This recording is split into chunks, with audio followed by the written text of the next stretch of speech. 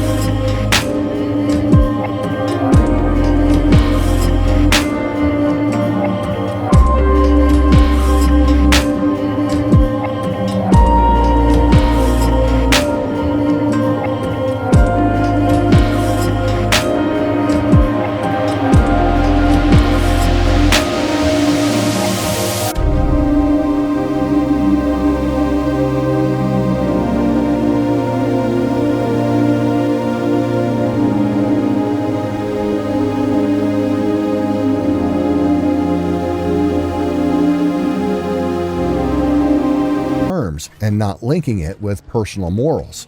We have all heard this quote. This statement is further cemented into our psyche by the image of rich and powerful in the media. But it is important to pull back and look at the original quote from Paul the Apostle to understand its context.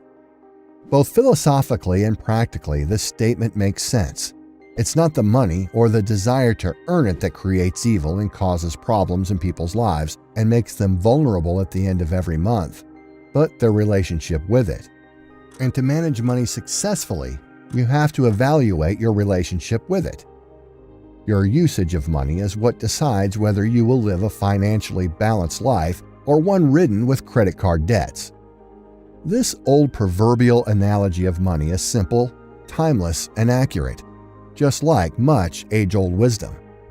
The sad part about the modern living and education system is that we are not well prepared about the real-life financial education that we need from an early age.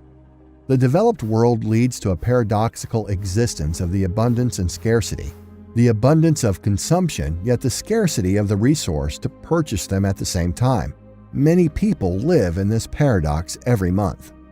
It translates to partying on the payday, heavy purchases on sale weeks, 72-inch TVs on the credit card, and then low to nothing savings at the end of the month. To strike a good fiscal balance, you have to go back to the cliché of budgeting. Take your monthly salary in one corner, then think of things you absolutely need. Save a good amount from the rest, and then spend on the things you want. Now, how can you differentiate between your needs and your wants? A very simple technique to identify your needs might be anything you will still buy even if you never saw any advertisement for it. Now, I'm not suggesting that the only way to have a decent financial situation is to live frugally and approach life as a minimalist. It is completely fine to want things, chasing comfort and even luxury. But it is imperative for a balanced life to stretch your feet according to your coverlet. It is not wise to drive your car up to the last drop of fuel without refueling the tank. It is not wise to expect to get healthy while eating unhealthily, and it is not wise to think your physical conditions will change without changing your spending habits. Insanity is doing the same thing over and over again and expecting different results. To simplify this point, money is an expendable resource, and its value is judged not by how much you earn, but how much you retain. It is not the amount that enters your bank account on the payday, but the amount that stays on the last day of the month, which you can utilize and scale further. This leads us to an even bigger question. How can one scale their income if they don't see any future growth in their jobs? This takes us back to the point of people living paycheck to paycheck. If you follow many online financial gurus, half of them preach a frugal lifestyle, and the other half lure their viewers with fake get-rich-quick schemes. The media vilifies the regular 9-to-5 jobs without realizing that those are necessary both for the people working for them and the society in general. The reason for this willfully ignorant campaigning is relatability. Most people are frustrated with their jobs and want to change their financial conditions quickly. So the simple rule of demand and supply births many of these self-help gurus who give easy answers that most people can digest. But we have to understand that there are no shortcuts to success. This is what the real rat race is. Not working regular jobs, chasing comfort or luxury, but not planning it well and doing the same thing over and over again and expecting a different result. So, what is the solution to it? Just like the money we spend, the money we receive or earn is also a value. It is the value based on our production capability.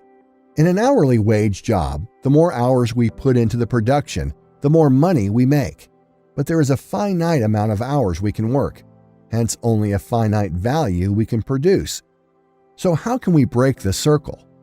For this, we have to look beyond the number of hours we put in and ask ourselves, what are these hours used for? What is the actual service that we can provide? This takes us back to the point of the market deciding the value of production. Harsh as it may sound, but the reality is, some services in the market hold less value than others.